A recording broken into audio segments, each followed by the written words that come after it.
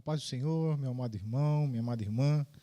É uma alegria estar com vocês mais uma vez para a nossa santa e gloriosa Escola Bíblica Dominical. Você está conectado no canal da Assembleia de Deus de Rio Claro, Ministério do Belém. E mais uma vez, nesta manhã de domingo, nós vamos falar sobre as verdades da Palavra do Senhor. É uma alegria estar mais uma vez na sua casa, ministrando sobre as verdades bíblicas. Que a bênção do Senhor te acompanhe, esteja sobre você, que o Espírito Santo abra nossas mentes, corações, para receber a sua santa palavra nesta manhã. Nós estaremos hoje, meus irmãos, falando sobre a lição de número 3, o corpo e as consequências do pecado. Esta lição ela é parte de um sumário de lições muito maravilhoso para as nossas vidas, que fala sobre a tricotomia do homem, fala sobre o homem como corpo, alma e espírito. Nós vimos isso na primeira aula. Na segunda, nós falamos sobre o corpo como uma maravilhosa criação de Deus. E hoje nós vamos falar sobre o corpo e as consequências do pecado. O textuário está em Gênesis, capítulo 3, versículo 19, que diz: No suor do teu rosto comerás o teu pão, até que te tornes a terra, porque dela foste tomado, porquanto és pó, e em pó te tornarás. Se você voltar um pouquinho na sua Bíblia, no capítulo 2, nós vamos entender o que Deus tinha planejado para o homem. No capítulo 2, versículo 15, o texto diz: E tomou o Senhor Deus o homem e o pôs no jardim do Éden para o lavrar e o guardar. Então, esses dois verbos, lavrar e guardar, falam do propósito original para o homem. Lavrar, no seu termo original, significa trabalhar, significa cultivar, significa servir, inclusive como um adorador, como um servo de Deus. Então, no contexto do jardim do Éden, esta palavra, lavrar, significava cultivar, cuidar do jardim, para que o jardim produzisse com abundância, crescesse, gerasse frutos.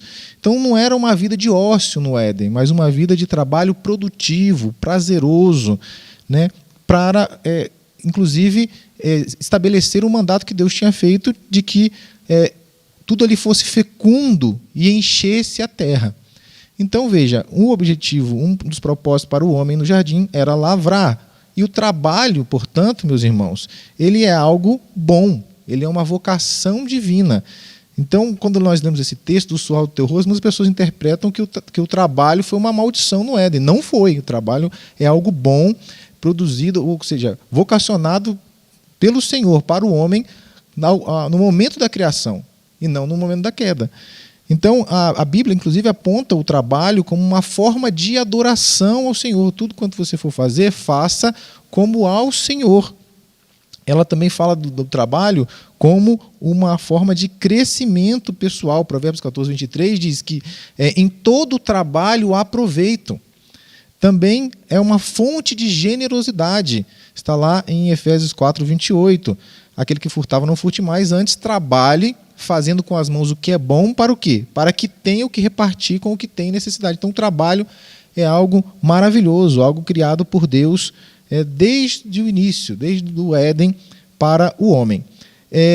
A segunda palavra que nós vimos é guardar. E guardar é o quê? Vigiar, proteger, preservar, manter em segurança. Nós podemos pensar, mas o Éden não tinha nenhuma ameaça. O Éden era um lugar maravilhoso, né? Os animais viviam em perfeita harmonia entre si e com o homem. Que ameaça é essa? A ameaça que Adão falhou em proteger, justamente a ameaça que vinha do inimigo, né? Através ali da tentação, da investida da serpente de destruir toda essa harmonia. Então, Deus deu a Adão esta incumbência também de defender a integridade da criação de qualquer ameaça. Então, nós vemos agora, entrando no nosso textuário propriamente, que o texto expressa as consequências universais do pecado original. Quando Adão peca, desobedece, Deus declara a sentença em 3 dimensões da queda. O trabalho, então, que era algo prazeroso, produtivo, passaria a ser fatigante, passaria a ser desgastante. Haveria uma corrupção física e também uma mortalidade inevitável. A expressão hebraica aqui para suor do teu rosto, ela comunica a ideia de uma luta constante pela sobrevivência. Então, aquilo que outrora era prazeroso, vinha fácil da terra, ou seja, tudo aquilo que Adão lançava de esforço, produzia muito, agora não. Agora haverá resistência da terra em produzir, haverá resistência da criação e vai haver uma luta pela sobrevivência. E aí o que nós veremos é que esse suor, ele também significa uma fadiga e uma frustração introduzidas pelo pecado. Muitas vezes o esforço não é recompensado, muitas vezes a quantidade de esforço colocado não gera uma recompensa proporcional. E essa ideia que está embutida nessa palavra, no suor, luta pela sobrevivência. A sentença final que nós vemos ali, porque és pó, e em pó te tornarás, né? O pó aqui, do hebraico afar, que significa exatamente poeira mesmo, pó, cinza. Ela quer dizer que retoma o mesmo material que o homem foi formado lá em Gênesis 2:7. Então, veja, Deus tira o homem do pó da terra, há uma separação do pó da terra, e o homem passa a ser a coroa da criação, vivendo com Deus, para Deus, se relacionando com Deus. Quando o homem peca, isso faz com que ele volte ao pó. Então ele volta a se unir ao pó da terra, sendo que ele foi feito para viver, e viver eternamente. Mas o pecado introduziu a morte, e a morte faz com que ele retorne ao pó e faça então que o ciclo da sua existência seja encerrado. Isso vai nos lembrar dessa fragilidade essencial ontológica do ser humano, que veio da ruptura da sua comunhão com Deus. Deus, o doador da vida. Você rompe com a vida e encontra o quê? A morte. Né? Existe uma metáfora sobre isso. Né? Você tira a planta da terra e não a vida. Você tira o peixe da água e não a vida. Você tira o homem de Deus e não a vida. Ele encontra a morte. Foi isso que Adão encontrou quando desobedeceu, né? Rompeu com o doador da vida. A verdade prática diz o seguinte: o pecado do primeiro Adão afetou o homem no corpo, na alma e no espírito, mas a redenção em Cristo, o último Adão, tem o poder de restaurá-lo plenamente. Então, a verdade prática, irmãos, aponta para a solução divina para o problema que nós acabamos de ver, o problema do pecado. Então, o último Adão aqui, Cristo, né, ele resolveu todo o problema que o primeiro Adão causou. Paulo afirma: assim como todos morrem em Adão, assim também todos serão vivificados em Cristo. Todos aqueles que colocam a sua fé em Cristo, todos aqueles que aceitam Jesus como seu único e suficiente Salvador. O verbo grego que Paulo usa aqui para vivificar significa dar vida, significa ser regenerado através da obra redentora de Cristo. E ela não apenas restaura o espírito, mas também garante a futura ressurreição do corpo. Como está lá em Romanos 8:11. Se o espírito daquele que ressuscitou Jesus dentre os mortos habita em vós, quem é aquele que ressuscitou Jesus dentre os mortos? Deus, o Pai. Aquele que ressuscitou a Cristo dentre os mortos, Deus, também dará vida a seus corpos mortais, por meio do seu Espírito, que habita em vós. Que coisa linda, a gente vê aqui a Trindade agindo nessa restauração. Então, Deus é o mesmo que ressuscitou Jesus dos mortos, ele também nos ressuscitará nossos corpos mortais por meio de quem? Por meio do Espírito Santo que ele nos deu. Que coisa linda. E o Espírito Santo só habita no crente porque o crente deposita sua fé na obra redentora de Cristo na cruz do Calvário. Então a Trindade está envolvida na redenção do homem completamente.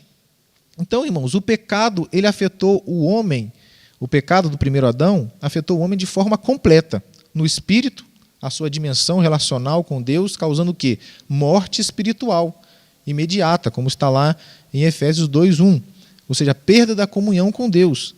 Também afetou a alma, trouxe corrupção moral, corrupção mental, a futilidade do pensamento, como Paulo escreve aos Efésios, e também no corpo, na dimensão física. O corpo agora está sujeito à morte, sujeito à doença, sujeito à criação, está sujeito à desordem. E o segundo Adão, Cristo, agora então restaura e redime o homem também de uma forma completa. Então, se o primeiro Adão, permita a expressão, estragou tudo, né? Corpo, alma e espírito, através da sua desobediência, fazendo com que o pecado entrasse no mundo, o segundo Adão, Cristo, consertou tudo, completamente. Corpo, alma e espírito são redimidos totalmente. Então, o espírito ele é regenerado, reconciliado com Deus, ele é vivificado, ele renasce, essa morte espiritual dá lugar a um novo nascimento para uma vida com Deus. A alma ela é renovada e passa por um processo de santificação. O corpo ele é ressurreto, não aqui nesta vida, mas ou quando o Senhor nos arrebatar, estivermos vivos, ou quando Ele vier para encontrar com os seus santos, e nós saímos da sepultura, se estivermos mortos, esse corpo será então ressurreto e glorificado. Então, Jesus nos garante a redenção da nossa tricotomia, a redenção do homem de maneira total. O que Adão perdeu no Éden, o primeiro homem perdeu no Éden, Cristo recupera na cruz, nos dando de volta a comunhão, pureza e domínio. Avançando então para a nossa leitura bíblica em classe, está em Gênesis 3, do 17 ao 19, e também em Eclesiastes, capítulo 12, versículos 1 ao 7. Gênesis 3 diz o seguinte, 17: E Adão disse, porquanto deste ouvido a voz de tua... E Adão disse, Deus dizendo a Adão, porquanto deste ouvido a voz de tua mulher, e comeste da árvore que te ordenei, dizendo, não comerás dela, maldita é a terra por causa de ti. Com dor comerás dela todos os dias da tua vida. Espinhos e cardos também te produzirá, e comerás da erva do campo. No suor do teu rosto comerás o teu pão, até que te tornes a terra, porque dela foste tomado, porquanto és pó, e em pó te tornarás. Então, nós vemos aqui, num contexto um pouco maior do nosso texto áureo, que a terra foi amaldiçoada também. O pecado que Adão permitiu que fosse introduzido não afetou somente a ele, mas toda a criação. Então, o maldito aqui indica um juízo que recai. A terra é amaldiçoada por causa do homem. E daí vem o quê? Uma labuta, dor, aflição, trabalho penoso. Nós vimos ali a figura dos espinhos, dos cardos, fala do esforço e da frustração no cultivo. A terra passa a resistir ao homem. Até que chegamos no texto áureo que nós comentamos sobre o suor do rosto, o trabalho árduo, sofrimento, até o momento de consumação do corpo, voltando ao pó, retornando ao pó da terra. Então a queda não é só uma ofensa moral, ela tem efeitos cósmicos, efeitos na criação de maneira geral, e também efeitos corporais no homem. A maldição afeta a criação, o homem, porque ele perde a sua felicidade, a facilidade do seu trabalho, que fica laborioso, e a morte passa a ser o seu destino. Então, Gênesis revela essa relação do homem com a terra foi distorcida e aquela parceria que havia agora se tornou luta. Então, essa expressão, és pó e ao pó tornarás, não é apenas sobre biologia, sobre o que acontece com o homem quando ele é sepultado, mas fala também da nossa fragilidade, da nossa estrutura frágil como formação.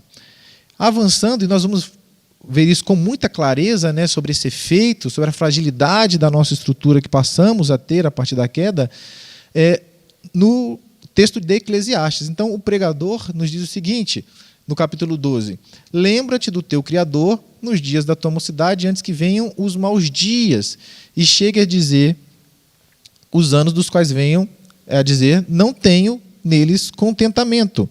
Ou seja, os maus dias aqui que o pregador está dizendo, Salomão está dizendo, é a velhice. São os dias onde tudo será mais difícil. São os dias onde o vigor se esvai. Por isso, ele chama todos os homens a lembrar do Criador enquanto é jovem, quando há força, quando pode trabalhar para Deus. Nós vamos ver que os velhos também produzem, né? Que eles são idosos, anciãos, tem muito a ensinar, a testemunhar, a falar das grandezas de Deus, mas já não tem mais o vigor, né? Muitas vezes não tem mais aquela força para carregar uma caixa de som, levar no ar livre, arrumar um banco da igreja, fazer uma faxina no tempo quando é necessário, avançar quilômetros e quilômetros pregando. Então, este vigor da mocidade é importante estar a serviço do Criador a tempo, porque a velhice vai chegar. E nesses anos, muitas vezes nós perdemos o contentamento porque o enfado e o cansaço vêm. É isso que o pregador está dizendo. E aí o texto continua de uma maneira muito poética, falando desses impactos. Antes que escureçam o sol, e a luz e a lua e as estrelas, e tornem a vir as nuvens depois da chuva. Ou seja, aqui se representa a perda da vitalidade, a perda da alegria, o vigor, a mente clara, a esperança, né? O sol, a luz, as estrelas, eles vão se escurecendo, né? Os dias vão ficando mais tristes, né? Vão vindo nuvens depois da chuva, né? Então, esses momentos de melancolia, de tristeza acontecem, vêm na velhice com mais persistência. O texto continua e diz: no dia em que tremerem os guardas da casa, e se curvarem os homens fortes, e cessarem os moedores por já serem poucos, e se escurecerem os que olham pelas janelas. Então, a figura poética trazendo um paralelo corporal. Os guardas da casa são os braços, as mãos, né? São com eles que você se defende. Mas eles vão tremer, eles vão fraquejar.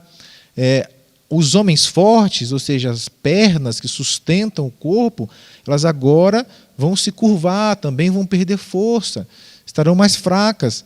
Os moedores, ou seja, os dentes, eles vão faltar, vão ser poucos, né? Não vão funcionar muito bem. Se escurecerem os que olham pela janela, ou seja, os olhos, a visão vai enfraquecer. Então aqui nós vemos um paralelo corporal. E ele continua: as duas portas da rua se fecharem por causa do baixo ruído da moedura, e se levantar a voz das aves, e todas as vozes do canto se baixarem. Então, aqui está falando basicamente da audição. Então, as portas da rua, né, com que você escuta o movimento no entorno, começam a se fechar, a audição começa a se perder. Então, você já não ouve mais o ruído, já tem dificuldade de comunicar-se. E aí, o que acontece é o baixo ruído da moedura, ou seja, a perda auditiva. Os sons que antes estavam claros, agora tornam-se distantes.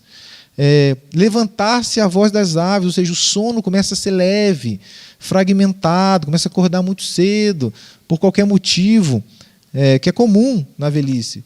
Todas as vozes do canto se baixarem, ou seja, a audição fina, a capacidade de apreciar os sons detalhados, a melodia, também vai indo embora. E o texto continua: como também quando tremerem o que está no alto, e houver espantos no caminho, e florescer a amendoeira, e o gafanhoto for um peso, e perecer o apetite, porque o homem se vai à sua eterna casa, e os pranteadores andarão rodeando pela praça. Ou seja, quando temer o que é alto, os espantos no caminho, fala da instabilidade, do medo de cair ao se movimentar.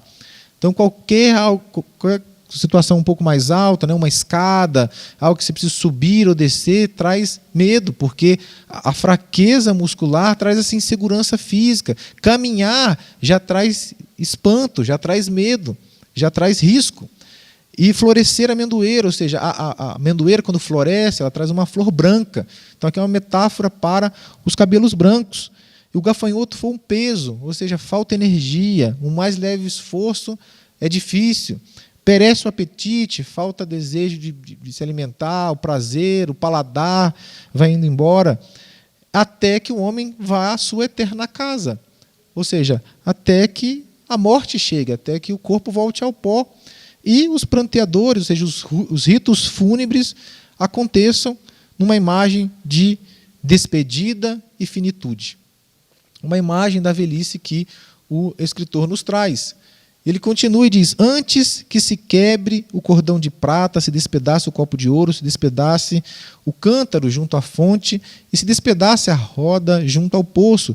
São símbolos do colapso vital. Ou seja, a cadeia de prata, né, ou o cordão de prata, representando aqui a medula espinhal, o sistema nervoso, né, como um cordão que conecta o cérebro a todas as partes do corpo, aos músculos.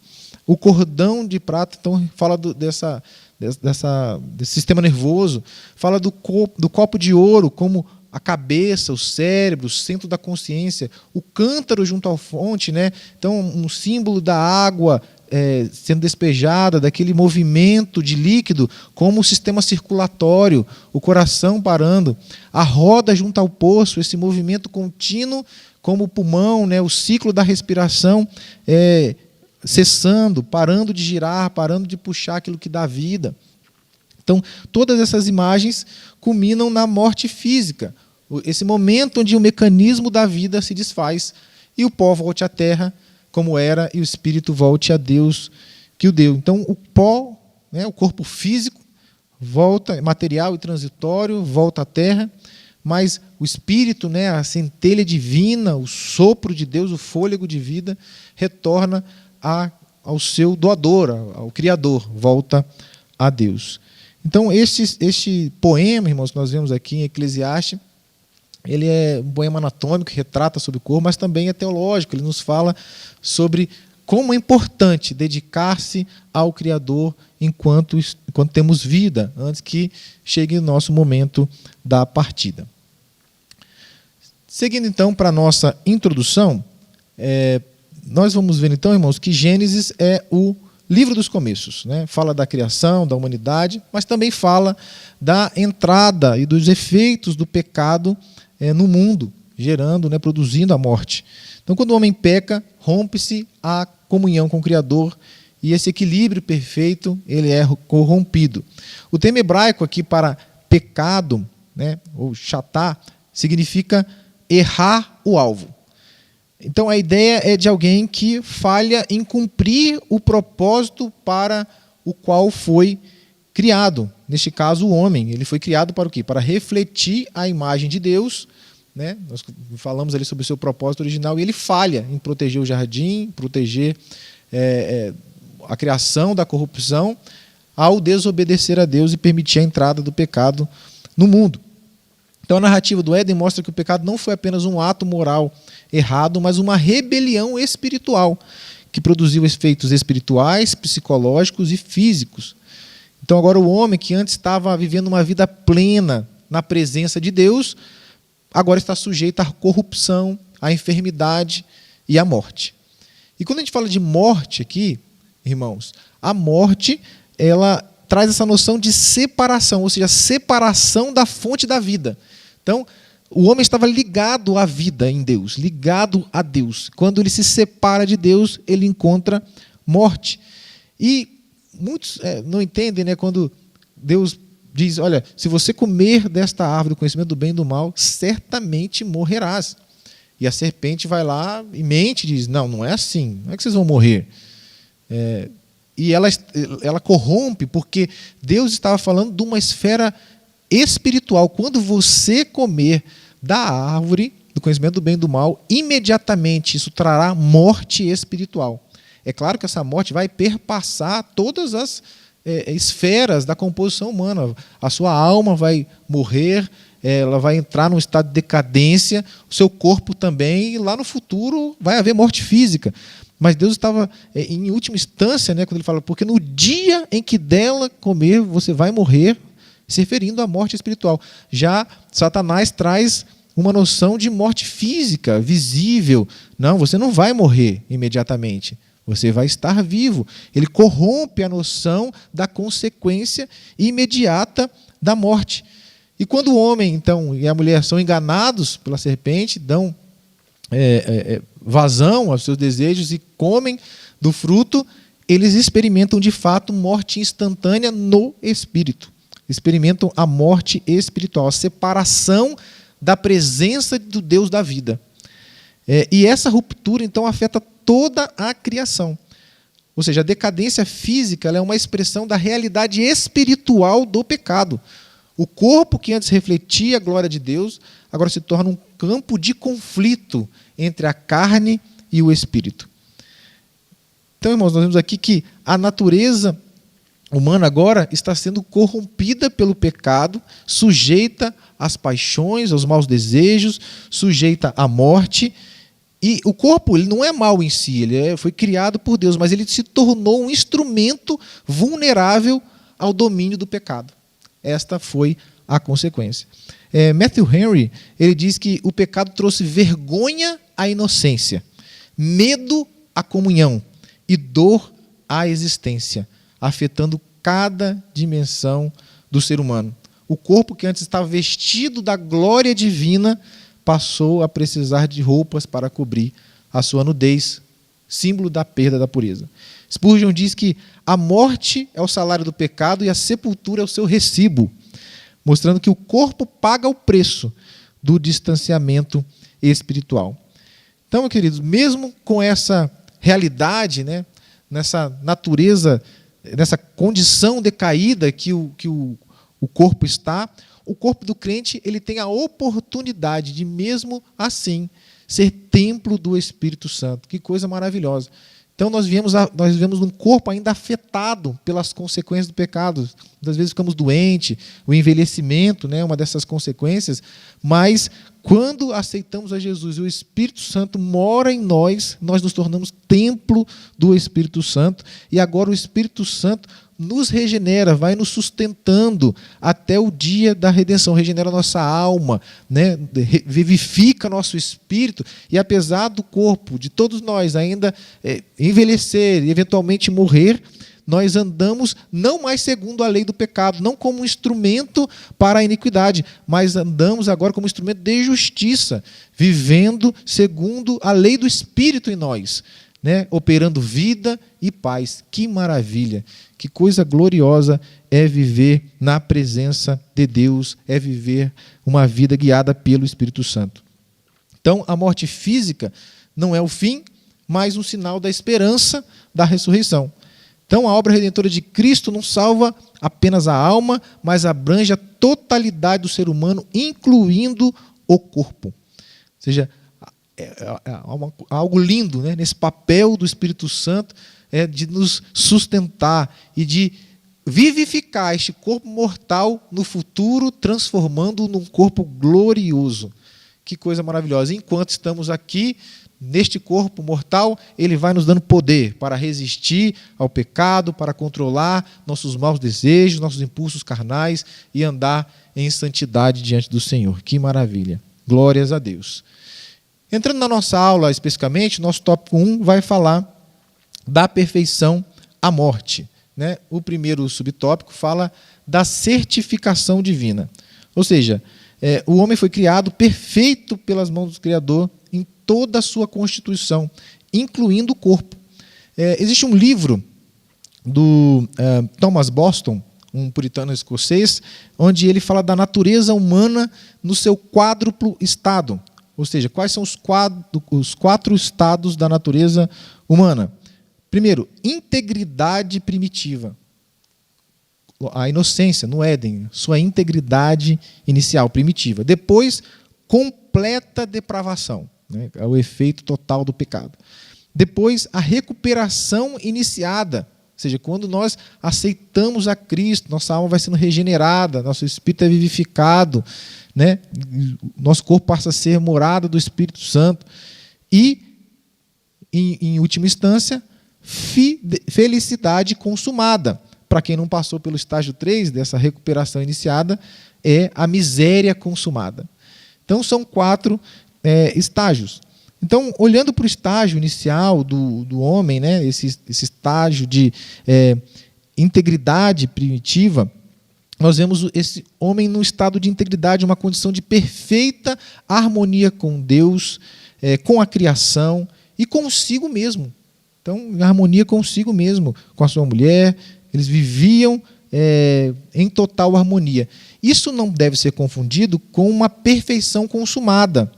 Ou seja, era uma santidade inicial que estava sujeita ao crescimento ou a queda a depender das escolhas deste homem no seu estado original. Ele foi criado num estado de possibilidade. Ele não era pecador, mas também não era santo definitivamente, sem a possibilidade de pecar. Ele estava numa condição onde ele podia cair e morrer, que foi de fato o que aconteceu, ou permanecer firme e viver eternamente. Essa era a condição do homem ali no Éden. Ou seja, em primeiro lugar, o homem foi criado à imagem e semelhança de Deus, que define a sua existência e vocação. Ou seja, com a ideia de representar o próprio Deus, ser a imagem de Deus, ser semelhante a Ele nos seus aspectos morais, inclusive, né? Deus é bondade, então nós precisamos ser bons. Deus é amor, então nós precisamos ser amorosos. Deus é fiel, então nós precisamos também ser fiéis. Representar a Deus nos seus aspectos morais, relacionais.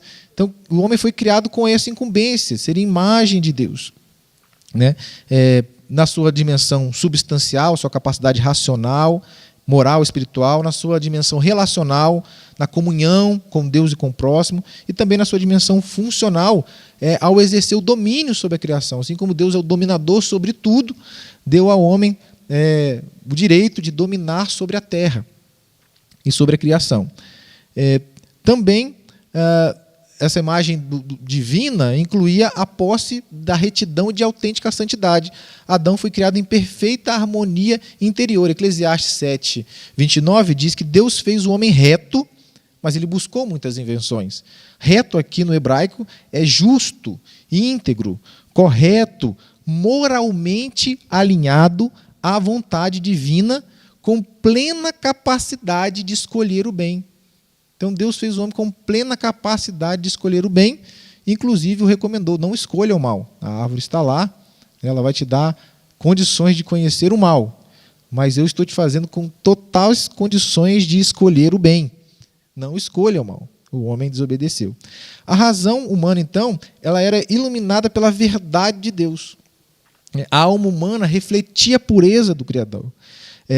Paul Smalley, ele expressa essa condição a dizer que Adão conhecia Deus na mente, amava-o no coração e obedecia-lhe na vontade. Que coisa maravilhosa. Todas as esferas do homem voltadas para Deus.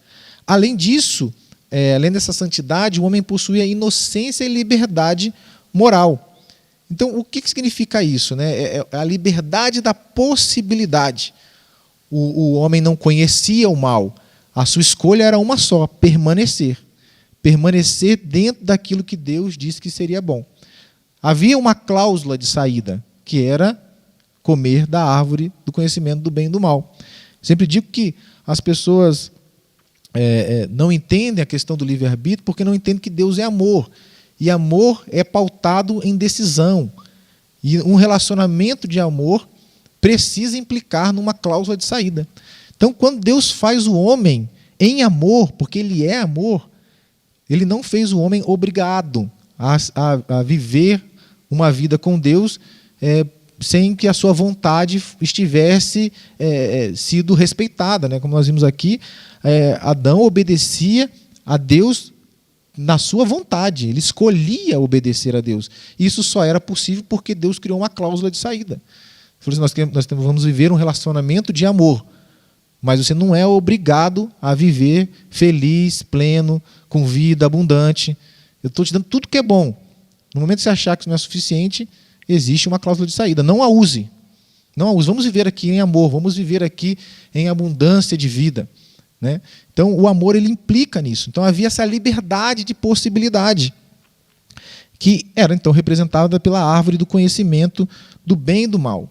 Era uma prova constante de fidelidade da criatura ao Criador. Ou seja, o homem era moralmente íntegro, inocente, mas capaz de obedecer, inclusive, mas vulnerável à tentação, porque todos os dias ele precisava escolher estar com Deus. A existência humana antes da queda também era marcada pela incorruptibilidade, ou seja, o corpo não sofria todos os efeitos, ou nenhum dos efeitos que nós vemos hoje. e a sua mortalidade só seria ativada se a cláusula de saída fosse ativada também. Ou seja, a mortalidade era condicional. O corpo de Adão não possuía decadência, mas ele ainda não era um corpo glorificado, como o que nós teremos no porvir. Então, o Criador também conferiu ao homem, nesse estágio inicial, o domínio real sobre a criação, governando o mundo, debaixo da autorização, debaixo da égide do Todo-Poderoso. E, por fim, havia também uma harmonia ecológica, social. Então, o pecado ele não corrompe somente o homem em si, mas também desfaz a maneira como ele se relaciona com o próximo, a maneira como ele se relaciona com a natureza. Então, tudo aquilo que estava em complementaridade, a criação toda se mantendo sob o governo de Deus, vivendo em perfeita harmonia, o pecado corrompe, o pecado quebra essa harmonia. Então, o que nós vemos, irmãos, é que esse estado inicial de certificação divina, ele vem nessa frase muito usada ao longo da criação. Deus olha para aquilo que tinha feito e declara que era muito bom. E ele fala sobre isso até o final da criação. E viu Deus que era tudo muito bom. Ou seja, havia plenitude de vida no primeiro casal. Essa é uma expressão enfática que fala de algo excelentíssimo, completamente adequado ao propósito. Não é apenas algo bonito, esteticamente, mas perfeito, moral e funcionalmente. Então, nesse estado de perfeição, irmão, nós ficamos pensando como Adão tinha o uso pleno das suas faculdades mentais, uso pleno do corpo, nenhum sinal de fadiga, de debilidade, uma competência intelectual enorme, uma imaginação criativa abundante, uma racionalidade plena, aguçada. Nós não conseguimos nem entender esse maravilhoso estado original, assim como nós não conseguimos entender o que nos aguarda no futuro, que vai ser ainda maior, porque o corpo não estará nesse estado que nós comentamos aqui, de possibilidade, de possível queda, mas um corpo glorioso. Estaremos no estado de santidade final, definitiva, salvação ali no céu, de maneira irreversível, sem nem a presença do pecado, não haverá mais tentação. Vai ser algo extraordinário, superior ao que Adão viveu no Éden. Então, nós vemos aqui como será maravilhoso. Deus visitava Adão todos os dias, na viração do dia, nós veremos ao Senhor face a face, estaremos com Ele todos os dias, veremos da sua plenitude, como Ele o veremos. Que coisa maravilhosa. Stanley Horton ele diz o seguinte, que o homem foi criado com um corpo perfeito e sem a semente da morte, e que essa plenitude inicial será restaurada na glorificação, quando o corpo dos santos será transformado à semelhança do corpo glorioso de Cristo. Que maravilha! Glórias a Deus. O tópico 2 do nosso primeiro tópico, o subtópico 2, ele fala sobre o pecado e a dor. Então, todo esse estado maravilhoso que nós comentamos aqui, ele é afetado pelo pecado e a dor ela é introduzida no mundo. Então, o relato de Gênesis 3 traz o relato da queda, essa transição dramática do homem de um estado de inocência e comunhão plena para um estado de queda, sofrimento e morte.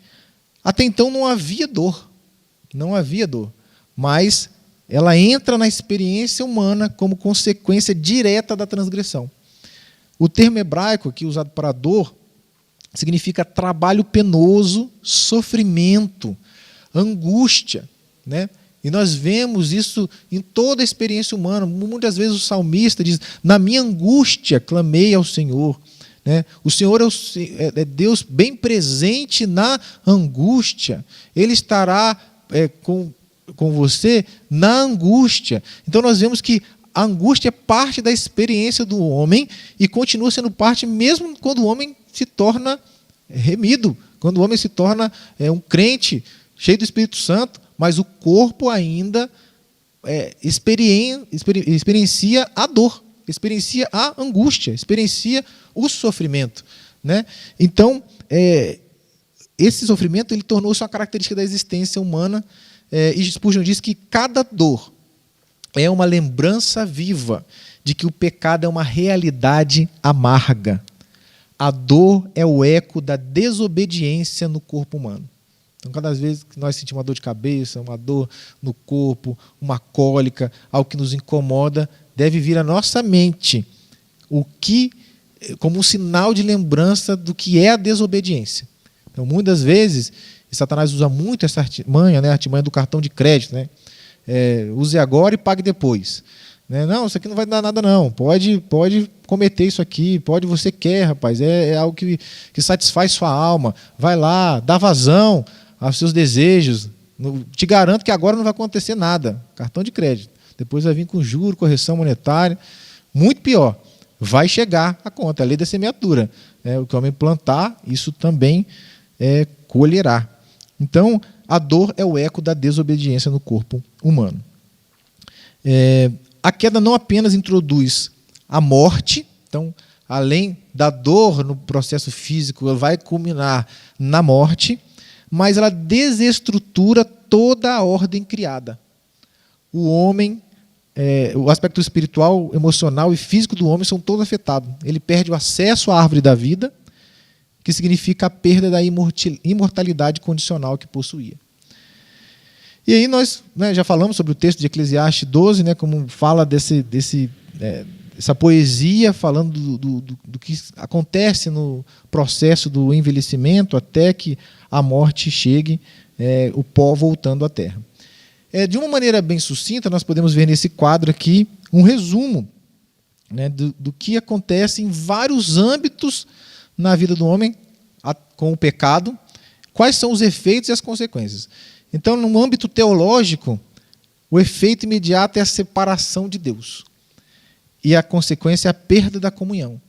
No âmbito antropológico, a corrupção total.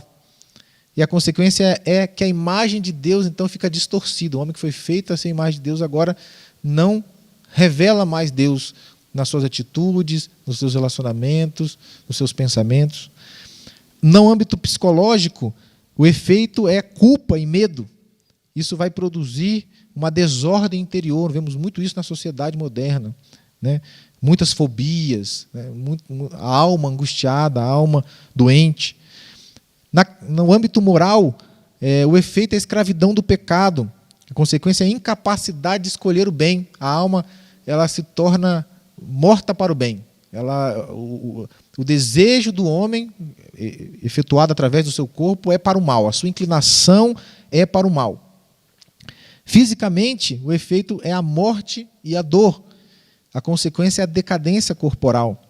Socialmente, o efeito é o conflito e a injustiça. E a consequência é a ruptura das relações humanas, da opressão, da escravização, a humilhação presente nas relações humanas. No âmbito cósmico, ou seja, falando da criação como um todo, o cosmos, é a natureza corrompida. E a consequência é o sofrimento da criação. Ele diz que a natureza geme, aguardando o dia da redenção.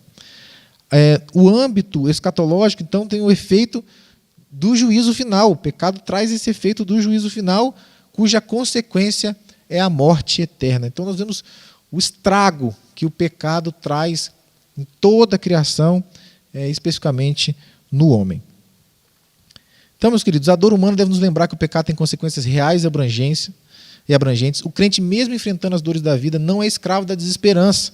O Espírito Santo está em nós, nos sustentando, nos consolando. O corpo está sujeito ao envelhecimento e à morte, mas ele deve ser cuidado e consagrado, já que ele é morada do Espírito Santo. E as experiências de sofrimento podem nos conduzir a um relacionamento mais íntimo com Deus. Ele transforma a dor em crescimento espiritual. Indo para o próximo subtópico, que fala sobre a velhice, autenticidade e gratidão. Hoje na nossa sociedade, irmãos, a velhice está sendo vista como algo terrível, algo mórbido, o que é chamado de gerontofobia. Fala da velhice, desse aspecto do idoso, e fobia, esse medo desenfreado, esse medo terrível de se tornar um idoso, se tornar alguém velho. Inclusive essa palavra, velho, hoje soa como uma ofensa. Você fala assim, os velhos devem ser honrados. Não, está ofendendo alguém. são a melhor idade, o idoso, né? Então a gente usa alguns eufemismos aqui, porque as pessoas têm medo, né? Dizer, eu estou velho, fiquei mais velho esse ano, fiz aniversário, a gente usa, né? Fiquei mais experiente. Existe um medo de chegar na velhice, como será, o que vai acontecer comigo. E houve uma pesquisa, irmãos, que mostra no que embasado esse medo, né? Dá uma foto aqui, fala das pessoas que ficam todo dia procurando algo no rosto, meu Deus, está saindo uma ruga, essa linha de expressão, vou usar um creme aqui de cuidado com a pele, de skincare, para retardar os efeitos, fazer uma plástica, aplicar um botox, aquela coisa toda. De novo, é importantíssimo cuidar do corpo. Você deve cuidar do corpo, seu corpo deve permanecer sempre muito bem cuidado, asseado, bem vestido. Você é servo de Deus, serva de Deus, deve refletir a glória de Deus, andar elegante, tudo com decência, com ordem, sem exageros, mas sem esse medo de que um dia vai ficar velho. Todos nós vamos ficar, todos nós vamos ter ruga no rosto, todos nós teremos cabelos brancos, todos nós enfraqueceremos, mas o Espírito Santo vai nos sustentar nessa fase da vida, ainda produziremos frutos. É o que nós vamos falar aqui. Então, veja, qual é o grande medo da sociedade com o envelhecimento? Primeiro, medo das limitações físicas. 71% dos entrevistados na pesquisa temem as dores, né, a limitação física, perder a capacidade de realizar as atividades cotidianas. Depois, perda da memória. 66% dos participantes têm medo da perda da memória, da perda da clareza mental, ter a cognição comprometida, né, a lucidez mental. 58% têm medo da falta de autonomia. Muitas vezes a velhice traz isso, a gente precisa de alguém para nos ajudar, para nos levar ao banheiro, para nos trocar. Isso acontece quando a pessoa fica muito de idade, ou muito debilitada, muito doente. Acontece a perda da falta de autonomia. Então, esse receio de não ser capaz de tomar as próprias decisões, de depender de terceiros para tarefas básicas, é um fator de angústia para muitos.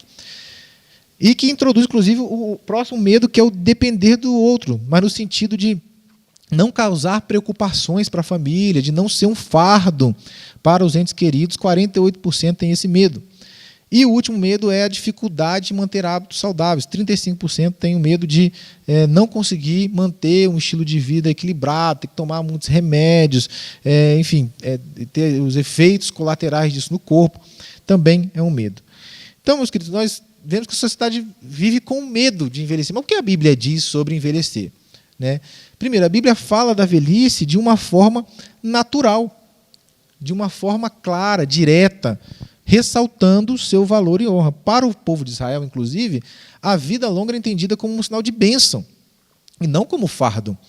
Chegar à velhice era considerado uma recompensa pela piedade, um sinal do favor divino. Né? O livro de Deuteronômio nos diz isso, Deuteronômio 5. Nunca se desvie do caminho que Deus lhe mostra, assim tudo correrá bem para vocês, e vocês vão viver muitos anos na terra que vão possuir. Zacarias traz uma figura extraordinária, no capítulo 8, ele diz: mais uma vez os velhinhos e as velhinhas, com as suas bengalas na mão, vão se sentar nas praças de Jerusalém. Que coisa linda, olha que figura bonita. Então, Levítico 19:32 diz o seguinte, que nós devemos nos levantar diante das cãs. Cãs, né, cabelos brancos, né, está relacionado a dias avançados, mas também traz esse sinal de reverência, de maturidade, de liderança, de respeito a quem tem uma idade avançada. Levantar significa um respeito público, um respeito ativo. Vê alguém de idade, cede o lugar, ajuda a caminhar, oferece o lugar, oferece uma ajuda, ouve o que a pessoa tem a dizer. Esse respeito, né, vai sair dali algo sábio, algo precioso que eu possa aprender. Então, olha como a Bíblia trata esse valor que há na velhice. Né? Provérbios 20:29 diz que a glória dos jovens é a sua força, mas a beleza dos velhos são os seus cabelos brancos. Coisa linda. A sua dignidade, a sua honra intrínseca por ser alguém sábio, que passou pela experiência da vida por muitos e muitos anos, tem algo para contribuir. Ou seja, a velhice na Bíblia não é algo descartável, muito pelo contrário, é um tempo fértil, capaz de produzir frutos espirituais. Gosto muito do texto que está no Salmo 92, a partir do verso 13, que diz que os que estão plantados na casa do Senhor, coisa linda, olha, quando você vem à casa de Deus, quando você está arraigado nas coisas de Deus, você vai florescer nos átrios do nosso Deus. E isso vai ter um resultado, não só agora, mas no porvir, nesta vida ainda, quando você ficar velho. E diz o seguinte: na velhice, aqueles que estão plantados na casa de Deus, na velhice ainda darão frutos, serão viçosos, florescentes. Para quê? Para anunciarem que o Senhor é reto. Que maravilha! Você já conversou com o servo de Deus avançado em dias? Quantos testemunhos, quantas provas que ele atravessou, quantos sinais que Deus fez na vida dele, quantos milagres, uma fé extraordinária. Irmão do céu, é algo maravilhoso. Não perca a oportunidade, viu, de conversar, gastar alguns minutos, né, com os avós, com o irmão da igreja que tem mais idade, você vai ver que você vai sair edificado. Então, o envelhecimento, ele não deve ser interpretado com uma maneira negativa, um castigo, né, para a vida do crente. Óbvio, ele é consequência do pecado, é verdade, mas na vida do crente, ele é uma bênção de Deus. Ser avançado em dias, chegar muito longe nesta vida aqui, é uma bênção de Deus, e pode ser uma fase construtiva, repleta de realizações, né, repleta de legado para as futuras gerações. É claro que a Bíblia não ignora as perdas, não ignora as dores que acompanham o envelhecimento. Nós vimos isso aqui no texto de Eclesiastes, né? O salmista fala disso: nossa vida termina como um sopro, só vivemos uns 70 anos, os mais fortes chegam aos 80, mas é tudo ali canseira, enfado, aflição. A Bíblia não romantiza isso, a Bíblia deixa claro que serão tempos difíceis, mas que a bênção do Senhor vai te acompanhar mesmo nesses tempos difíceis. Essa é a promessa do Senhor. Glórias a Deus por isso. Eu acho lindo, irmãos, porque no Salmo 71, o salmista diz o seguinte: ó Senhor, agora, quando eu estou velho e de cabelos brancos, não me desampares, você me ajuda, continua me ajudando, Deus. Por quê? Até que eu tenha anunciado a tua força a esta geração e o teu poder a todos que hão de vir. Que coisa maravilhosa, irmãos. O desejo de quem tem mais idade, de quem está vendo que está chegando no final da vida, é anunciar a Deus, anunciar força a essa geração que está chegando agora. Anunciar o teu poder, ó Deus, aos que estão vindo, os que hão de vir. Não me desampares, eu quero cumprir esse propósito. Olha que pedido do salmista, coisa maravilhosa. E aí, lá, muitos anos depois, né, em Isaías, profetizando, parece que Deus responde a esse texto dizendo o seguinte: até a vossa velhice eu serei o mesmo. Eu não vou te desamparar, eu vou ser o mesmo. Ainda até os seus cabelos ficarem totalmente brancos, até as cãs. Eu vos carregarei. Que coisa maravilhosa. Você está fraco, cansado, a perna já não responde mais, mas Deus está te carregando. Que coisa linda. Eu vos carregarei. Já o tenho feito. Foi eu que te carreguei a vida inteira. Vou continuar te carregando. Levar-vos-ei, pois carregar-vos-ei e vos salvarei. Que maravilha. Essa é a resposta de Deus ao salmista, para que ele, até o final, anuncia a grandeza de Deus. Que coisa linda, irmão, ser crente. Ser crente é maravilhoso. Enquanto o mundo está morrendo de medo de ser velho, nós queremos chegar ao máximo que dá para anunciar às próximas gerações sobre quem é Deus. Que maravilha. Glórias a Deus. Seguindo, então, nós vamos entrar no tópico 2, que fala da responsabilidade humana. E ele fala sobre o corpo e o livre-arbítrio.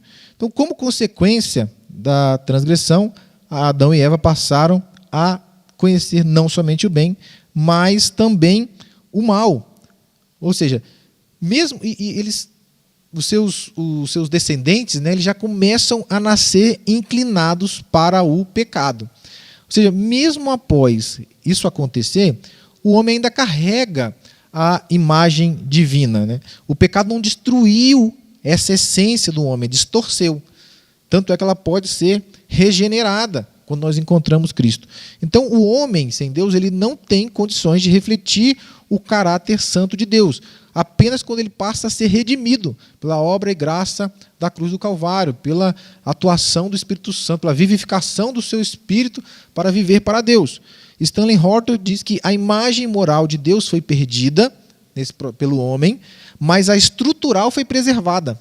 Ou seja, o ser humano ainda é um homem, é um ser racional, relacional, espiritual, capaz de comunhão, capaz de escolha, embora a sua vontade precise ser regenerada pelo Espírito Santo. Então, o livre-arbítrio é a expressão dessa imagem residual que todo homem tem. Ou seja, a capacidade de escolher, entre o bem e o mal, entre o bem e o mal, é uma marca distintiva da humanidade. Deus mesmo dotou o homem dessa autodeterminação moral. Antônio Gilberto diz que, um grande teólogo, né, o pastor Antônio Gilberto, diz que Deus não criou o homem como um autômato. Ou seja, ele recebe entradas, produz um processo e saem saídas automáticas. Não é isso. Ele é um ser moralmente responsável. E a escolha pela obediência é o que autentica o amor e a adoração. Ou seja, o poder de livre escolha é parte essencial da humanidade. Mas após a queda, esse poder de escolha ficou comprometido. Por quê? Porque a vontade humana ficou inclinada para o mal e incapaz de buscar a Deus por iniciativa própria. Então, se Deus não tomar a iniciativa, o homem continua inimigo de Deus até o último dia da sua vida. Deus precisa trazer, né, o que a gente vai falar logo mais, da sua graça, do Espírito Santo atuando, convencendo o pecado, a justiça, do juízo, falando ao coração do homem, para que ele tenha condições de escolher viver para Deus. Sem a atuação de Deus, o homem está morto. Né? Paulo diz que nós estávamos mortos em nossos pecados e delitos. O morto não tem iniciativa. O morto ele quer continuar lá, morto. Ele não quer, nem querer, ele dá para dizer que ele quer, porque não tem outra opção. Ele estará morto em seus pecados e delitos. Não tem iniciativa. Então, essa graça que Deus, essa iniciativa de Deus, é o que nós chamamos de graça preveniente, a graça que vem primeiro. Né? Essa ação inicial, graciosa de Deus, que ilumina, desperta o ser humano. Antes mesmo de produzir fé no coração do homem, esse despertamento, meu Deus, de fato eu sou pecador. De fato, Jesus é justo. De fato, existe juízo para aqueles que se permanecerem pecadores. Esse despertamento vem através da graça preveniente. É o que permite a essa alma caída arrepender-se. Então, a partir desse momento, o homem ele agora tem uma escolha. Antes ele não tinha, mas agora ele passa a ter. Eu vou continuar na vida de morte, vou voltar para a lama, ou eu vou me agarrar a essa verdade, ao amém, né? A essa verdade eu me agarro, que é Cristo, vou me agarrar a esta salvação tão preciosa que Deus me deu, vou me arrepender do mal e vou viver em novidade de vida. O homem passa a ter uma escolha. Né? Jesus, quando fala de Jerusalém, ele confirma esse princípio. Ele quer reunir o seu povo, mas o seu povo o rejeita. Então, essa resistência não é da incapacidade absoluta, mas da recusa diante da graça oferecida por Deus. Então, a fé ela é o quê? Ela é a resposta humana, genuína, a essa graça preveniente. Quando a graça vem, você então pode colocar fé em Cristo. Eu creio, Jesus morreu pelos meus pecados. Eu creio, seu sangue tem poder para me lavar de toda injustiça. Eu creio, vou morar no céu pelo poder e obra do Espírito Santo que vai me conduzir em santidade até aquele dia. Eu creio, Deus vai me ressuscitar entre os mortos, me dar um corpo glorioso.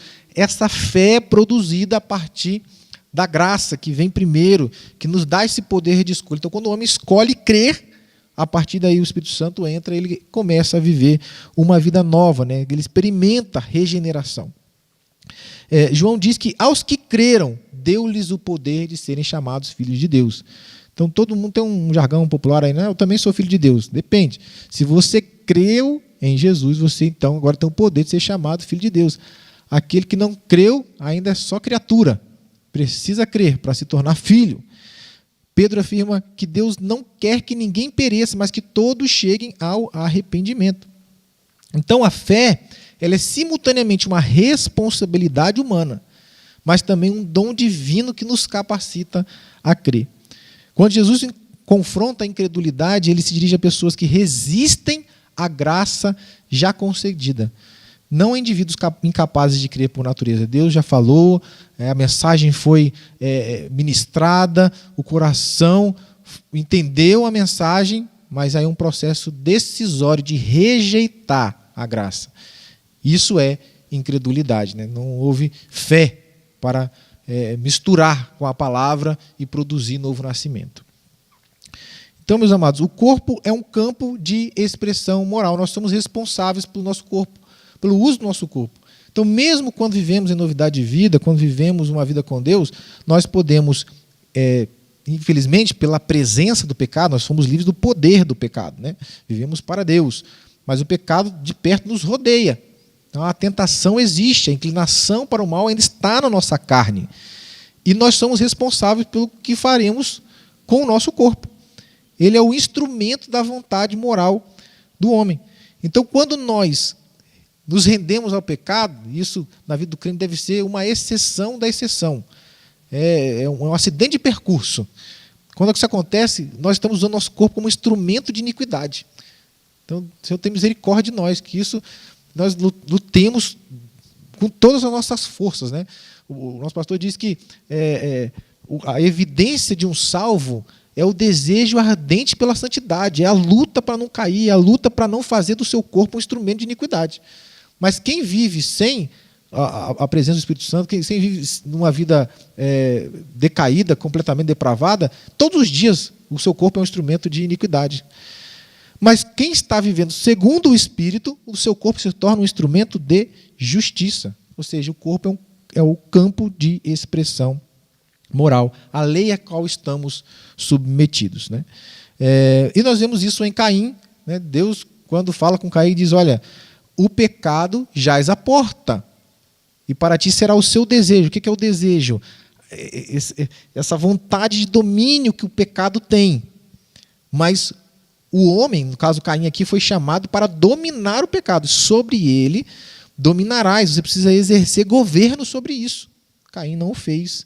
E nós tivemos a primeira morte na humanidade, né? Ele matou o seu próprio irmão porque não se atentou para o alerta de Deus. Spurgeon diz: o pecado é um tirano à porta, mas o homem que teme a Deus mantém a chave por dentro. O domínio não é pela força, mas pela graça. O Senhor nos ajude a não deixar o pecado invadir a nossa vida. Amém? Seguindo aqui, a potencialização do sofrimento. Nós falamos aqui, né, sobre como o pecado ele permite a entrada das dores, das doenças, mas não é só isso. O homem, pelas suas próprias transgressões, por dar vazão a escolhas erradas, ele intensifica o seu sofrimento. Já não basta aquilo que vamos colher no corpo como decadência quase que inevitável do pecado. Muitas das vezes, o homem, quando está afastado de Deus, ele intensifica isso. Então, por ter a sua mente degradada, no aspecto psicológico, no aspecto emocional, no aspecto moral, então, existem as guerras, existem a opressão, existem os assassinatos, existem tráfico humano. Tudo que nós imaginamos de terrível é o homem ampliando os efeitos do sofrimento causado pelo pecado do corpo. Então, ele vai praticando o mal e ampliando, potencializando o sofrimento em si e no próximo. Que coisa terrível. O profeta Jeremias traz isso em Lamentações, que ele diz: de que se queixa, pois, o homem vivente? Queixe-se cada um dos seus próprios pecados. Ele está falando que muito da dor humana é auto-infligida, resultado de escolhas que nós mesmos fazemos contrárias à vontade de Deus. Romanos traz isso quando ele diz que Deus entregou os homens aos seus próprios maus desejos. Aqui é Deus permitindo que esse homem rebelde, contumaz, experimente as consequências destrutivas da sua própria rebeldia. É uma retribuição moral. Então você quer fazer o mal, não quer realmente estar comigo, a fonte da vida, você vai sofrer o mal, porque isso vai ampliar o seu sofrimento.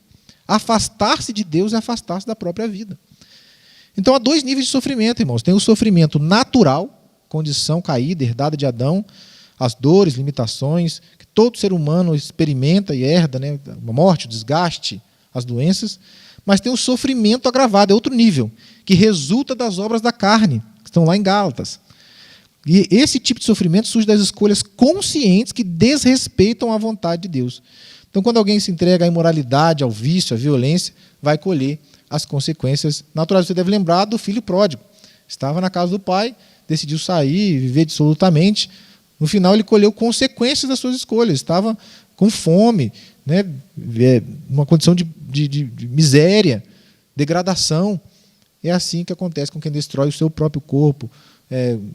Hoje, né, de maneira mais moderna, os exemplos das drogas, da promiscuidade, isso vai ampliando a dor que já faz parte da condição humana. E o interessante é que esse princípio, né, dessa inimizade, né, fala ali que agora essa corrupção ela é manifestada no espírito de inimizade contra Deus. Isso está anunciado lá no Gênesis, né, com a serpente, entre a serpente e a mulher. Né, quando a mulher, então, ela dá ouvidos à serpente, ela passa a compartilhar dessa predisposição à rebelião contra Deus. E aí o homem se torna um inimigo de Deus. Né? Tiago ele vai chamar isso de amizade com o mundo. Ou seja, quando você é amigo daquilo que o príncipe deste mundo quer, né? O inimigo das nossas almas quer, você se torna inimigo de Deus. E essa antiga serpente continua no mundo fazendo a mesma proposta. A proposta é a mesma. Você deve lembrar, o que a serpente prometeu para Eva? Olha, se você comer da árvore do conhecimento do bem e do mal, sereis como Deus. O que é isso? Deus está dizendo para você, Eva, para você, Adão, o que é bom toda hora. Isso aqui é bom, isso não é bom. Isso é bom, isso não é bom. Você vai ser como Deus. Ele hoje define o seu padrão de moralidade. Mas a partir do momento que você conhecer o bem e o mal, você será seu próprio padrão de moralidade. Você vai ser como Deus. Você vai ter independência, autonomia. Você não precisa mais de Deus. Você vai ter liberdade para dizer o que é bom e o que não é bom. Resumo da ópera. Nós, apartar de Deus, só sabemos o que não é bom. Só escolhemos o que é errado. É isso que Satanás estava planejando para o homem e ele caiu nessa essa armadilha que planejou. E hoje continua a mesma coisa, exaltando esse desejo de autonomia. Não, você não precisa esperar casamento, não. Você é o seu próprio padrão de moralidade. Você quer, vai lá e faz. Você é justo que você tenha prazer. Né? Isso aqui, esse entorpecente aqui, vai te trazer o que você quer. Ninguém precisa te falar que está errado, não. Você que define o que está bem e o que não está bom. Então, graças a Deus, porque quando o crente ele entende que esse caminho é caminho de morte, ele se volta para Deus, ele vai na Escritura, no manual, e a Bíblia é do começo ao fim, capa a capa, Deus dizendo o que é bom e o que não é bom. Faça isso, se afaste disso. Isso é vida, isso é morte. Se aproxime de mim, se afaste do mundo. E nós vamos vivendo isso no dia a dia, nós vamos vivendo a bênção de Deus sobre nós. Irmãos, esse dia eu falei, nós vivemos na bolha da graça. Nós temos uma família abençoada, nós temos filhos maravilhosos, nós temos uma igreja inacreditável, uma igreja extraordinária para servir a Deus. Nós temos irmãos que nós vivemos em comunhão. É uma alegria receber os irmãos em casa. Né? Deus nos abençoa, nos prospera. Quando alguém fica doente, os irmãos visitam, um ajuda o outro, nós oramos, Jesus cura. É uma maravilha ser crente, irmão. Nós não temos ideia do que é viver fora, apartado da graça de Deus. É só coisa terrível. Só coisa terrível que nós estamos falando aqui. A ampliação do sofrimento numa escala extraordinária, numa escala horrorosa, terrível. Nós precisamos dar graça ao Senhor, que nos poupa desse sofrimento através do Espírito Santo, que nos ajuda a viver em santidade para com Deus.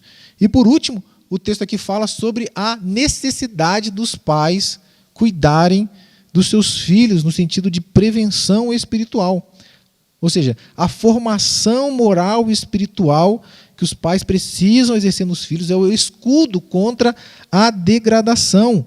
Né? Efésios diz que os filhos devem ser criados na disciplina Disciplina aqui é formação de caráter, é correção também, né? A correção ela é bíblica, a disciplina ela é bíblica. Então, nós podemos tratar nossos filhos como se eles fossem o senhor da nossa casa, né? Nós acabamos de passar aqui pela conferência da família, que coisa maravilhosa, né? Os pais têm esse dever de disciplinar, de educar, de corrigir, de formar caráter, né? Provérbios traz isso. Ele fala o seguinte: ouve, filho meu, aceita as minhas palavras, por elas andando não se embaçarão os teus passos. Pega-te a correção, não largues, ela é a tua vida. Não entre nas veredas dos ímpios, passa de largo. Está lá em Provérbios, como um pai falando aos filhos. Em Efésios nós lemos aqui, né, sobre criar os filhos na doutrina, na admoestação do Senhor. Deuteronômio 6, eu amo esse texto, né? Versículo 6, ele diz o seguinte: e estas palavras que eu te ordeno estarão no teu coração e as inculcarás, é como abrir a cabeça e colocar lá dentro. Inculcarás a teus filhos, e delas falarás sentado na tua casa, andando no caminho, ao deitar-se, ao levantar-se. Você precisa falar sobre Deus, para os seus filhos ouvirem as maravilhas do Senhor, ouvirem seus testemunhos, ouvirem a palavra. Então é dever dos pais vigiar, disciplinar, formar Cristo nos seus filhos, para protegê-los das gravíssimas consequências da ampliação que o pecado traz ao sofrimento humano. Avançando, nós vamos ao nosso tópico 3, nosso último tópico, que fala do abatimento à glorificação e fala das realidades das enfermidades. Nós já falamos um pouco aqui, né, sobre que o crente, né, qualquer ser humano, está sujeito, quando o pecado entrou no mundo, a viver doenças, né? Elas são uma das expressões mais visíveis da ruptura que o pecado traz, né? E o corpo criado para a glória de Deus, irmãos, ele deve ser cuidado, porque muitas doenças são resultado de descuido com o corpo. E muitas vezes nós somos crentes, não temos essa consciência, sabe? Nós queremos comer demais, queremos muita gordura, muito açúcar, né? Ainda mais na nossa cultura brasileira que gosta de um doce, né? Eu inclusive, mas Deus tem me dado graça para vencer isso. Porque quando nós comemos mal, quando nós cuidamos mal do nosso corpo, quando nós negligenciamos o exercício corporal, que Paulo diz que para pouco proveito, mas aproveita para alguma coisa, viu? Aproveita para você chegar na velhice um pouquinho melhor. Então, quando nós descuidamos do corpo, nós vivemos doenças. Muitas delas são relacionadas ao nosso próprio descuido. Então, nós precisamos cuidar do nosso corpo, né? Mas existem vários tipos de doenças. Existem doenças de origem moral e espiritual. Pecados, irmãos, como rancor, mágoa do irmão, inveja, ansiedade. Aqueles pecados não confessados, eles produzem os efeitos chamados psicossomáticos. O corpo começa a adoecer, porque a alma está doente.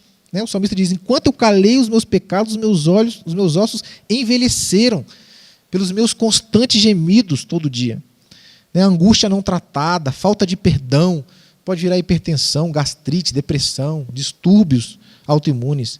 Existem doenças decorrentes dos hábitos físicos desordenados, é o que nós falamos aqui: má alimentação, sedentarismo, ou muitas vezes o excesso de trabalho. Então, tudo isso fere os princípios de equilíbrio. E aí isso vai resultar em diabetes, obesidade, doenças cardiovasculares, falta de descanso vai trazer esgotamento físico, mental. Então, também precisa haver equilíbrio, hábitos físicos, na alimentação também. Existem doenças relacionadas à imoralidade ou abuso do corpo. O corpo do homem foi criado para ser santo. Então, quando o homem ele vai para uma vida promíscua e fora, o que acontece? As doenças sexualmente transmissíveis tomam conta, uso de álcool, de drogas, vai gerando câncer, dano cerebral, danos hepáticos, danos emocionais. Então, veja que as doenças revelam essa gravidade do pecado e a fragilidade da criatura. Né? O cuidado com a saúde, então, irmãos, não é só um ato de mera autopreservação, mas uma expressão de obediência a Deus. Então, para o crente, você pode estar pensando, né, mas eu faço tudo isso e mesmo assim estou doente. Ou vejo pessoas que são crentes e passam por doenças. Como pode ser isso? Porque, como já dissemos, a doença ela é uma consequência do pecado original. E ela também pode ser usada por Deus como um instrumento pedagógico. Muitas das vezes, Deus forma o nosso caráter, Deus nos faz crescer espiritualmente através de algo no corpo. Você quer ver algum exemplo, irmão, sobre isso extraordinário? É do apóstolo Paulo. Ele tinha um espinho na carne, né? Nós temos várias teorias sobre o que é isso, ninguém sabe dizer ao certo. Alguns dizem que era sim uma enfermidade, talvez até nos olhos.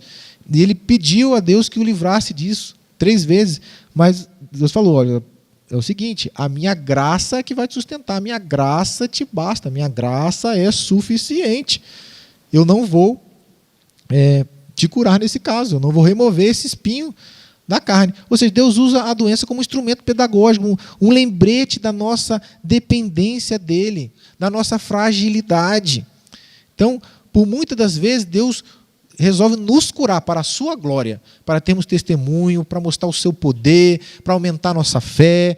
Por outras vezes, ele usa a doença para nos fazer crescer. Porque no final, irmãos, o que realmente interessa é você ser salvo, não é você ser curado. Né? Se Deus te curou, é para a glória dele, amém, aleluia, glória a Deus, tem um testemunho maravilhoso. Se ele não te curou, ele está formando o caráter de Cristo em você, está te fazendo mais parecido com Cristo, porque ele quer te levar para o céu. Então Deus tem um propósito em tudo. Nada na vida do crente é por acaso. Deus está com o controle de todas as coisas na vida do crente. Todas as coisas contribuem juntamente para o bem daqueles que amam a Deus. Inclusive a sua doença. Deus está usando para formar o seu caráter. Ele tem essa soberania, ele tem essa autoridade. Timóteo também sofreu, né? Paulo, inclusive, recomenda que ele busque tratamento. Então, veja, nós precisamos, irmãos, quando adoecemos, reconhecer que o sofrimento não invalida a presença de Deus. Né? E nós precisamos buscar a cura, orar, pedir a Deus, ele cura, Jesus cura. Nós vimos isso, eu passei isso na minha vida, doença incurável, o Senhor curou. Não tem nada hoje. E vi muitos irmãos onde a mão de Deus foi poderosa, maravilhosa. Mas nós também devemos buscar o médico, os cuidados naturais.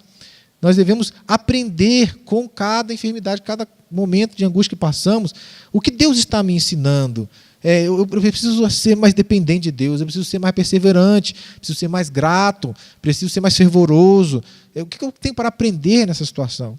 E testemunhar. Né? Mesmo doente, irmão, você já visitou alguém doente? Você vai lá dar uma palavra de fé, de ânimo, você que sai renovado. Né? A pessoa passando por algo extremamente difícil, e aquela fé, aquele cuidado de Deus, aquele envolvido pelo amor de Deus, você sai, meu Deus do céu, eu achando que eu era crente. Ser crente é isso aqui, é viver na dependência, é viver... E aí você sai renovado, querendo ser mais crente, quando você visita alguém doente. Então, isso nos ajuda a testemunhar também, a viver uma outra dimensão. É nos aproximar de Deus. Foi assim com Jó. Ele ficou doente, terrivelmente doente. Mas lá no final ele disse: eu te conheci, já ouvi falar, agora os meus olhos te veem. Agora eu tenho uma experiência direta, pessoal, contigo, ó Deus. Que coisa maravilhosa, né? Seguindo, irmãos, para o nosso segundo subtópico, aqui no nosso último tópico, fala do enfado e da canseira. Nós falamos sobre isso, sobre o processo do envelhecimento, né? Essa realidade biológica inevitável. Né? A idade vai avançando, o metabolismo vai se tornando mais lento, vamos tendo danos celulares, oxidativos, porque os mecanismos de reparo do DNA já não estão mais tão precisos, nossos músculos, pele e ossos vão ficando afetados, né? O colágeno já não é mais produzido com tanta quantidade, nossa pele vai ficando menos firme, flacidez, rugas, os músculos perdem massa, né? Que a gente chama de sarcopenia, e aí os ossos vão ficando mais porosos, né? Vem a osteoporose, risco de queda, de fratura, é o enfado, a canseira chegando, né? O sistema cardiovascular perde a elasticidade, o coração precisa de mais esforço, o sistema respiratório tem a capacidade reduzida, a digestão fica mais lenta. O enfado é a canseira que vem da velhice. Né? Do ponto de vista bíblico, esse desgaste confirma tudo que nós já vimos aqui, né? Até que o pó volte à terra como era. Então é um fenômeno, a velhice é um fenômeno fisiológico, uma lembrança da transitoriedade da vida e da necessidade de redenção. Né? Isso, irmão, deve produzir em nós a consciência de que todos somos iguais, todo mundo vai, se Jesus não voltar já, todos nós aqui vamos descer a sepultura um dia.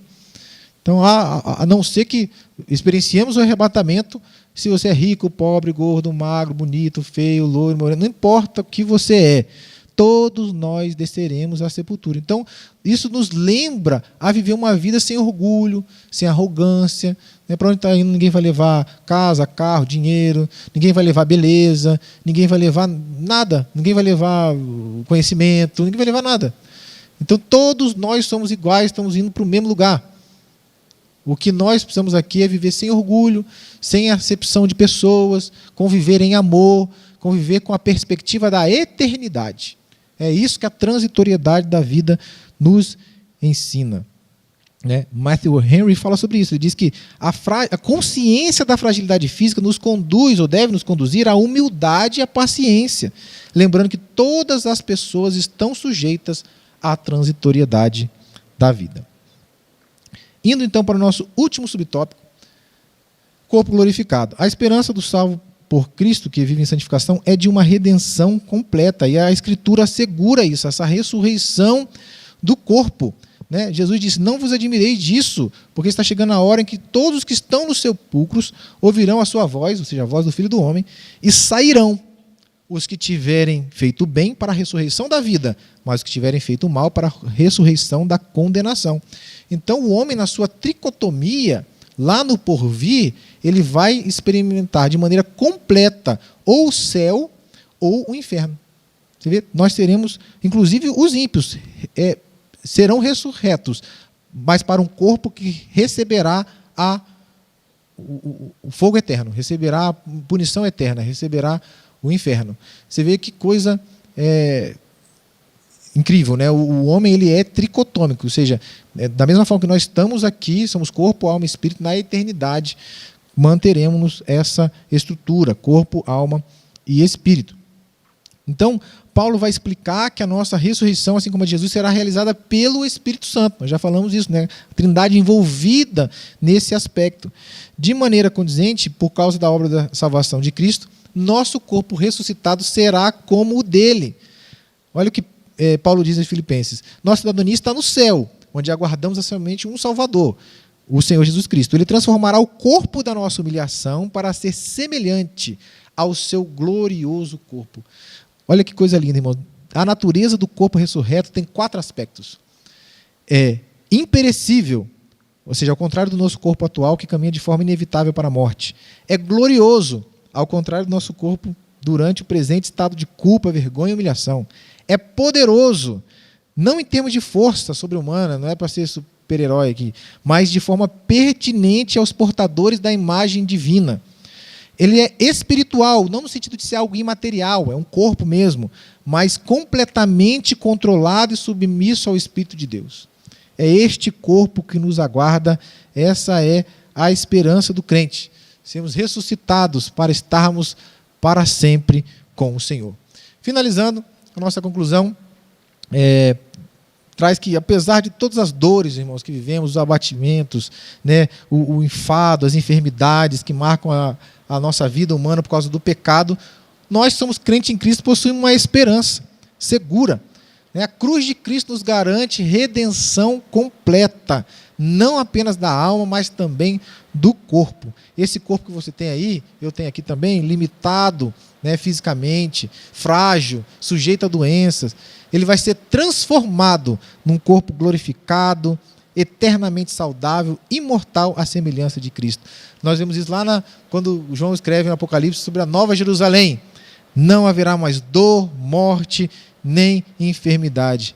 Que maravilha, né, irmãos? A nossa limitação aqui física, esse sofrimento temporal, não anula a certeza da nossa vitória final. Graças a Deus, que maravilha. Eu quero aqui, então, agora encerrar nossa aula, te fazer um convite, né, com este corpo maravilhoso que Deus te deu para obras de justiça.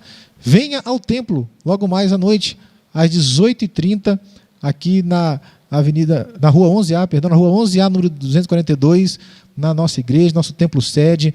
Venha adorar o Senhor Deus conosco, venha erguer sua mão, seu corpo, dizer que Ele é lindo, que Ele é maravilhoso, falar com os seus lábios, instrumentalizar o seu corpo a serviço do Senhor, adorando a Ele. Vai ser um prazer te receber aqui, nós estamos ansiosos por ter você esta noite adorando ao Senhor Deus conosco. Viu? O Senhor te abençoe, te guarde, o Espírito Santo te conduza, te ajude a vencer o pecado, te ajude a viver uma vida santa, maravilhosa. Você, meu irmão, que já está avançado em dias, o Senhor é contigo, Ele renovará suas forças, Ele vai caminhar contigo, vai te sustentar, vai te carregar, como disse, né, o profeta Isaías. Ele está contigo, vai te fazer florescer, te dar muitos frutos. Você que está doente, Jesus é cura, viu? Põe sua fé nele, Ele pode te curar hoje. E se Ele decidir que precisa te disciplinar mais um pouquinho, precisa te ensinar algo através dessa doença, mantenha a sua fé firme. Venha adorar o Senhor Deus conosco nesta noite. O Senhor Deus te abençoe em nome de Jesus.